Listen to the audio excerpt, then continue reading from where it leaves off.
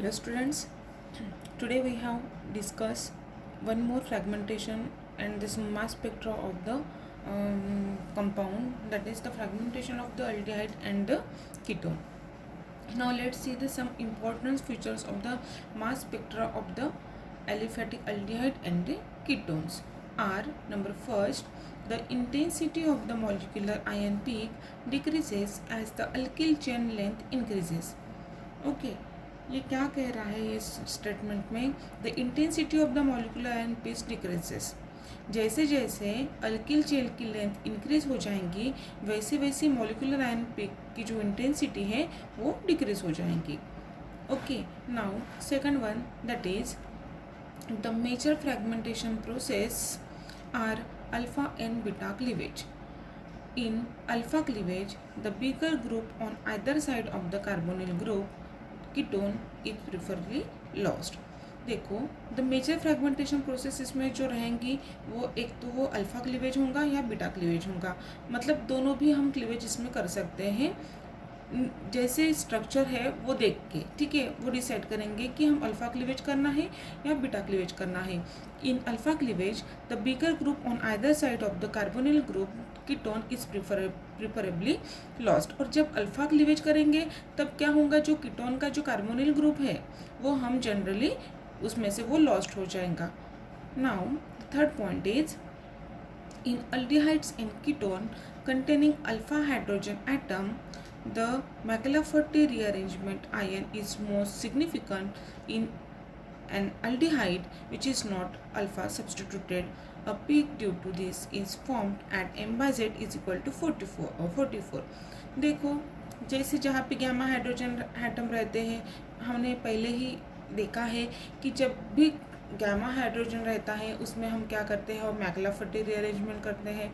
और मैकलाफर्टी रीअरेंजमेंट मतलब क्या होता है, जिसमें migration of gamma hydrogen atom by the cleavage of the beta bond का क्लीवेज करके हम migration of gamma hydrogen atom करते हैं और हमें क्या मिलता है, एमआर आयन मिलता है.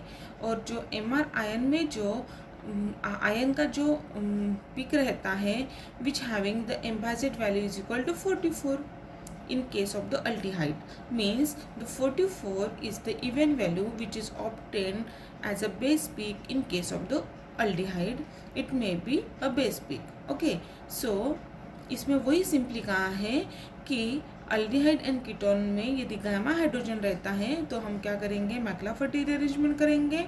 और मैकलाफर्टी रीअरेंजमेंट जब करेंगे तब उसमें का जो बेस पिक रहेगा विच having the 44 m by z value. Okay, now next point, that is number 4, the McLafferty rearrangement ion is methyl ketones which are not alpha substituted appears at m by z is equal to 54 58 and is quite abundant. means यहाँ पे क्या कहा है, ये जो ऊपर का जो सेंटेंस था उसमें क्या कहा था कि अल्डिहाइड में जो बेस पिक मिलेगा वो क्या होगा, 44 होगा, which having the m by z value is equal to 44 पे. ओके, वो बेस पिक होगा. But in case of the methyl ketones which are not alpha substituted appears at the m by z is equal to 58. मतलब इसमें भी मैकलाफर्टी rearrangement किया है और इसमें अल्फा सब्स्टिट्यूटेड जो कीटोन्स है मिथिल कीटोन्स का, उसकी एम बाय जेड वैल्यू जो है वो कितनी है, 58 and is quite abundant. Okay, now the fifth point is lower aldehydes. In lower aldehydes, alpha cleavage is prominent with retention of the charge on the oxygen.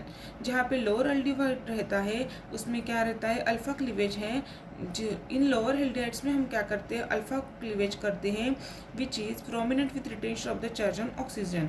वो उसमें क्या होंगे, हम रिटेंशन करेंगे और क्या करेंगे, उसमें से जो चार्ज जो रहेगा वो किस में आएगा, ऑक्सीजन पे आएगा. हम एग्जाम्पल देखेंगे उसमें से आपको समझ में आएगा actual what is the actual meaning of this sentence. Okay, so now let's C RC double bond OH. Okay, इसमें क्या करेंगे, हम अल्फा क्लीवेज करेंगे.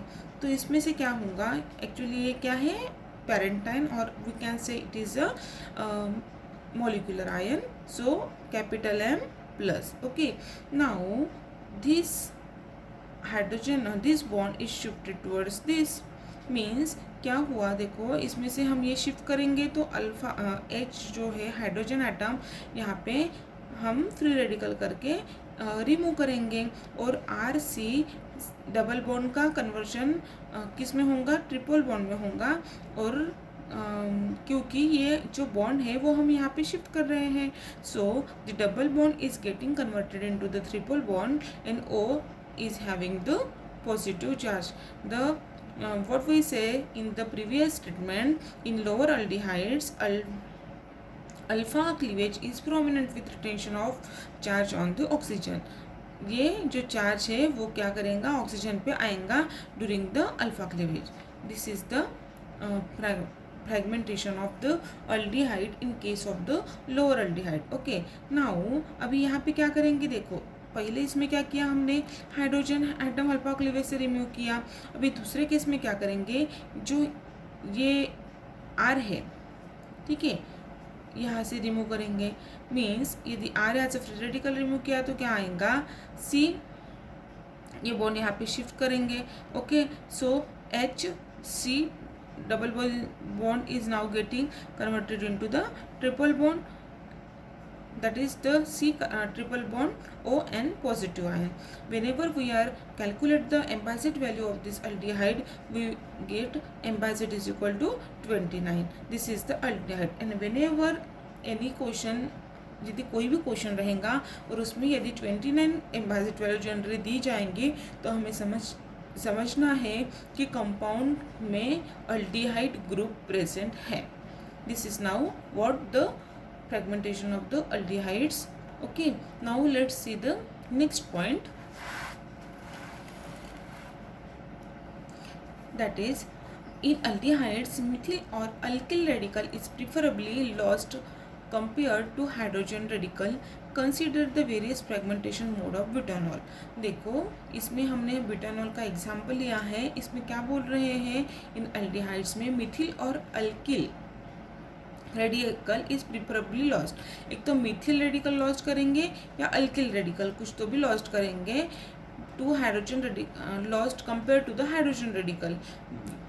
मतलब एक तो मिथिल और अल्किल रेडिकल ये लॉस्ट करेंगे, lost compare to hydrogen radical. और उसमें हम एक एग्जांपल देखें जो ब्यूटानॉल, ये ब्यूटानॉल का हम एग्जांपल देखेंगे तो उसमें ये इसका मीनिंग क्या होता है वो हमें समझ में आएगा. Let's see the example of the butanal. Now this is the structure of the butanal, CH3 CH2 CH2 C CH double bond O. Okay,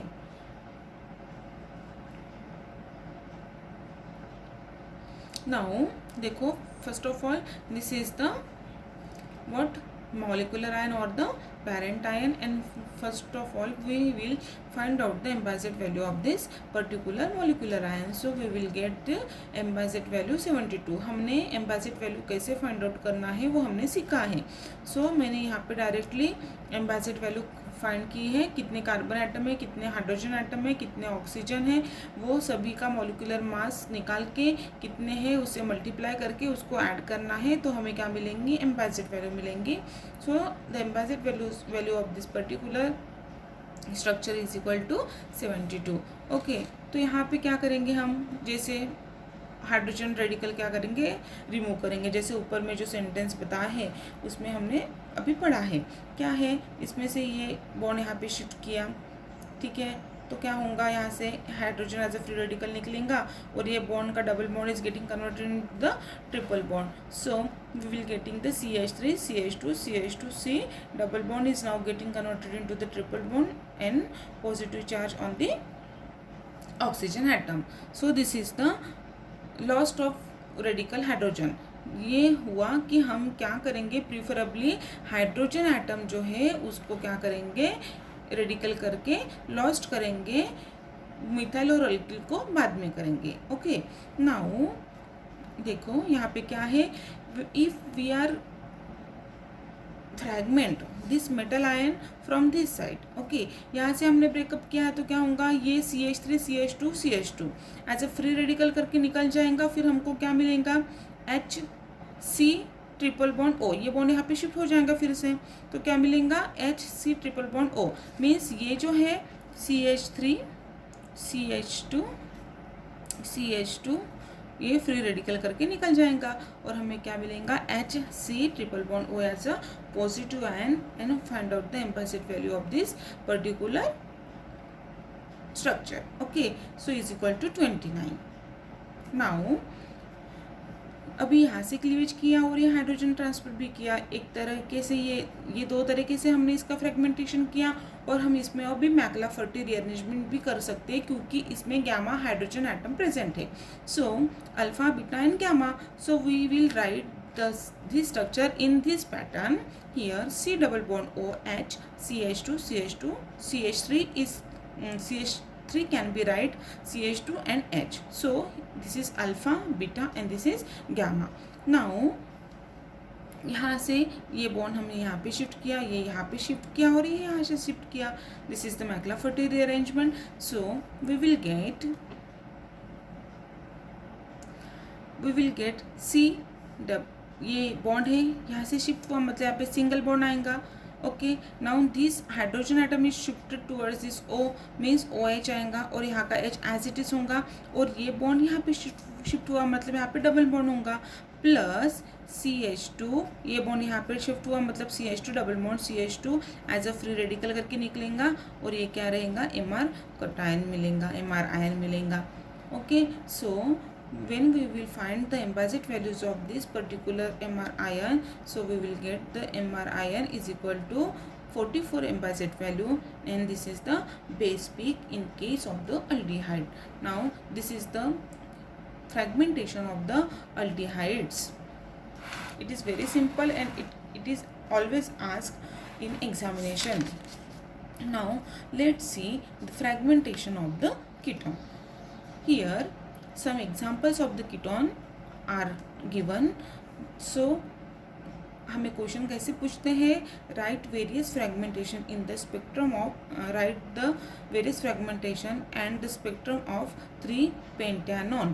Okay, so first of all write down the structure of the pentanone, 3 pentanone, CH3 CH2 C double bond O CH2 CH3.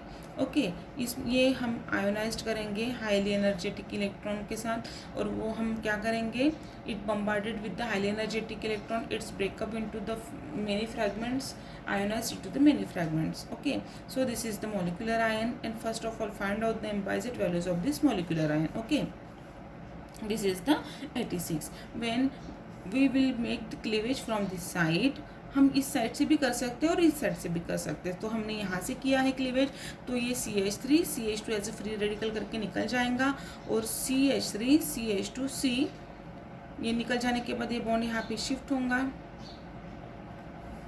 ठीक है, तो क्या होगा यहाँ पे हमें क्या मिलेगा C plus. Okay, so CH3 CH2 C triple bond O plus charge means एम्बाजेट इज इक्वल टू 57. इसकी जो यदि हम एम्बाजेट वैल्यू निकालेंगे तो कितनी आएंगी, 57 आएंगी and 57 is the base peak.